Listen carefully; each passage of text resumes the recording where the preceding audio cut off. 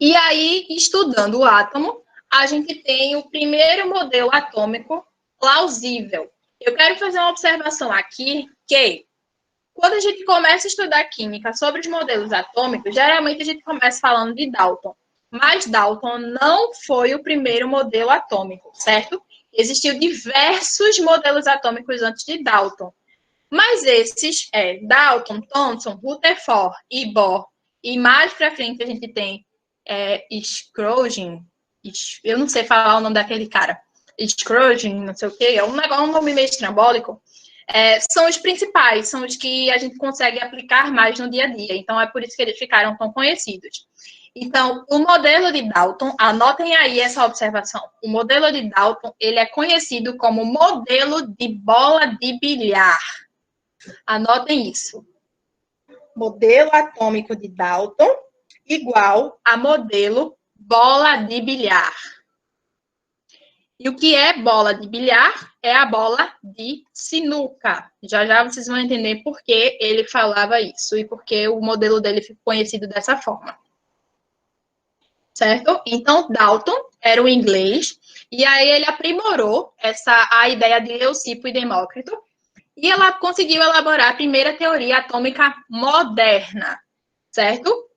Essa ideia de teoria atômica moderna é porque na antiguidade a gente tem a química moderna e a gente tem a química. Como é o nome, meu Deus? Aquele. Que nem Harry Potter. Esqueci o nome daquele. Alquimista, certo? Os alquimistas e a química moderna, certo? Então, a química moderna é tudo que vem, tipo, desse estudo do átomo para cá. É mais uma explicação plausível mesmo, porque a alquimia ela era uma coisa mais vaga, certo? E a química moderna, ela começou a ser refutada, ela começou a ter basamento científico, certo? Então, por isso que teve essa mudança de alquimia para a química moderna. E aí, essa ideia dele, a primeira teoria atômica dele, serviu de base para o desenvolvimento da química durante o século XIX. E aí, ele conseguiu elaborar várias concepções e vários postulados, mas os principais postulados dele são esses três que eu coloquei aí para vocês. Postulados são afirmações sem provas. Então, o cara era tão bom, ele era tão palicruste que ele abria a boca e todo mundo acreditava. Então, o que ele falou virou lei. Ninguém precisou refutar, ninguém precisou pedir provas, porque o que ele falava dava tanta convicção que o pessoal acreditava e era isso. Então, esses são os principais postulados dele. O primeiro, saiu com um erro aí, um Yzinho. Os elementos são constituídos de partículas chamadas de átomos. Todos os átomos de dado elemento são idênticos, tendo em particular o mesmo tamanho, massa e propriedades químicas. Os átomos dos diferentes pelo menos uma propriedade. Cada átomo é representado por um símbolo. Então, aqui ele estava dizendo, em resumo, que todas as moléculas, substâncias que eram formadas pelo mesmo elemento atômico tinham as mesmas características, tinham a mesma propriedade, ok? E quando a gente tinha átomos diferentes, eles tinham algum tipo de diferença.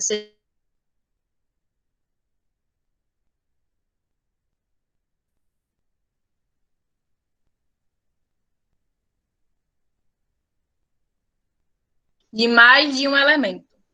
Em qualquer composto, a razão entre o número de átomos dos dois elementos constituintes é um número inteiro, ou então uma fração simples. O que ele dizia era que se eu pegasse esse composto, que tinha mais de um elemento, e dividisse, que é justamente a razão, o número total de átomos por seus elementos, entre o número de átomos dos dois elementos constituintes, quando eu fazia esse processo de divisão, eu tinha um número inteiro, ou então uma fração simples, certo? Esses postulados vocês não precisam decorar, não, tá? São só coisas que ele realmente falava, e geralmente quando se fala do modelo atômico de Dalton, eles se referem ao modelo de bilhar, ou então eles falam sobre os postulados. Então, se vocês verem postulados são de Dalton.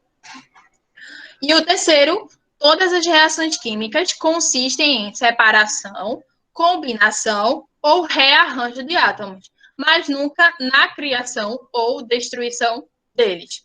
Certo? Então, eu conseguia separar, eu conseguia combinar as reações, eu conseguia ter uma mistura, que era justamente essa ideia do rearranjo, mas eu não podia criar e eu não podia destruir. Isso, com o passar do tempo, obviamente, foi descartado, né? Foi derrubado. Mas, para a época, isso foi uma revolução, uma coisa que ninguém nunca tinha pensado antes. E aí, em sua teoria, Dalton definiu o átomo como a menor porção de um elemento químico que pode participar de uma reação química. Ou seja, ele ia dividindo. Quando chegasse na porção em que não desse mais para dividir, ali era o átomo, ok? E aí, essa bolinha daqui é justamente a ideia da bola de bilhar. Era uma bolinha maciça, era uma bolinha dura e que não tinha como dividir. Era a parcela mínima. E aí vem Thomson. Thomson, ele aprimorou, certo? Assim como a gente não pode desprezar as outras ciências, a gente também não pode desprezar os modelos atômicos anteriores aos que vão se sobrepondo, que vão chegando na atualidade. Por quê? Se não tivesse essa galera que tivesse esses pensamentos loucos, como o Dalton, por exemplo, que falou uma coisa que a galera nunca tinha pensado, a gente não teria esse estudo de modelo atômico e esse estudo do átomo que a gente tem hoje tão bom, né? Então, uma coisa foi sendo complementada, foi vendo onde é que falhava, e aí foi se aprimorando, foi se estudando. Então, a gente também não pode descartar. A gente não pode descartar o que é velho para colocar o que é novo. O novo só existe por causa do velho, certo? O novo é uma aprimoração, ou um aprimoramento, porque eu não sei se aprimoração existe, do velho, ok?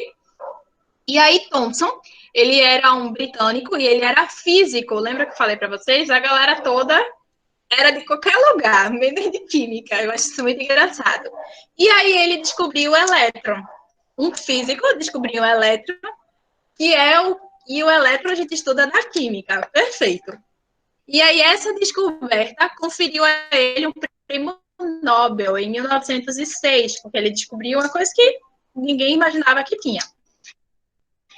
E aí, de seus vários experimentos que ele fez, resultaram novas observações sobre a relação entre matéria e eletricidade, o que permitiu dizer que toda a matéria, no estado normal, é formada de partículas elétricas que se neutralizam. Ou seja, se eu tenho partículas positivas, eu tenho partículas negativas.